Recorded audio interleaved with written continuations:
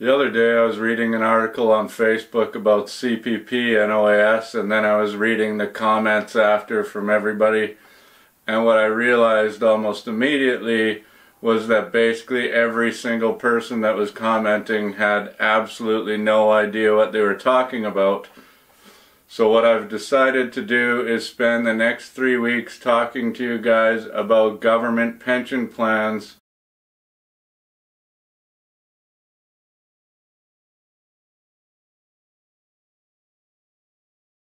which make up the majority of at least the beginning of everybody's retirement plan. So I think you should have an understanding of how these things work, how much you can expect to get paid, and why you can expect that much. Now the first plan that I'm going to talk about today is CPP, or the Canada Pension Plan, which is basically the most complex pension plan that Canadians get, and any employee is entitled to this plan. So how does CPP work? Well, first off, everybody during their working years pays into CPP as long as they're an employee of a company, and their employer has to match their contributions. So for a self-employed person like me, I have to make my contributions as the employee and the contributions as the employer. Now, how much do I pay depends on how much money I make. So you're going to pay an amount that is equal to 4.95% of YMPE. And YMPE is the yearly maximum pensionable earnings, and in 2017 this number is $55,300. However, you do not have to contribute to CPP on the first $3,500 you make. So if you make that or less, you don't have to contribute. So this year, if you make at least $55,300, then you're going to be paying $2,564 into CPP, and your employer is going to match that amount exactly. Now if you make less than that, then you're not going to fully fund CPP for the year, and in the end of the day you most likely won't be entitled to your full CPP benefit unless you always made over that threshold of YMPE.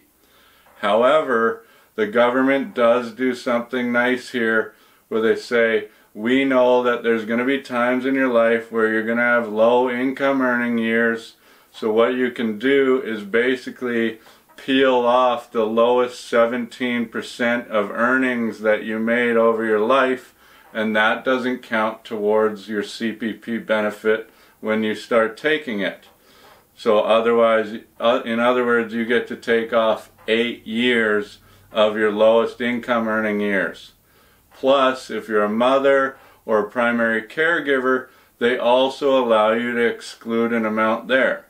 So if you had a child in 2010, you're allowed to basically take off the next 7 years and take those off as counting towards CPP. And then if you had a child in 2012, you can take off 7 years from there for a total of 9 years where that doesn't count towards how much you get when you retire.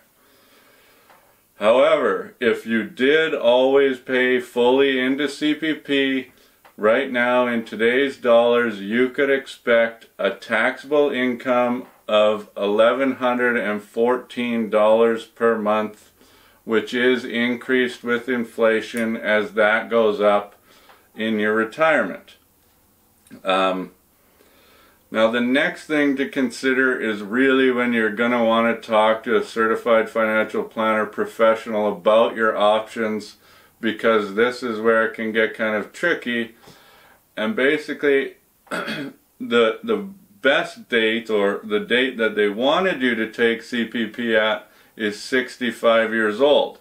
However, you are allowed to take it early if you want, or postpone it. What happens if you take it early is that your CPP is reduced by 0.6% per month that you take it early. So if you take it at 60, then you're going to have a 36% reduction in CPP. And if you take it after 65, you get a 0.7% increase in your payout. So if you decided to take it at 70 years old, you'd have a 42% increase. So this would only really make sense if you did not need the money and you knew for a fact that you were going to live for a long period of time. You can take CPP while you're still working. CPP is fully taxable. There's a whole bunch of other stuff involved with CPP that you don't really need to know right now. And lastly, there is also a CPP death benefit that's given to anybody that pays into it of $2,500. So if you were too lazy to talk to me about life insurance, you could leave your family with $2,500 to buy like a sweet sandwich tray at your funeral. Thank you. Next week we'll talk about old age security. Thanks.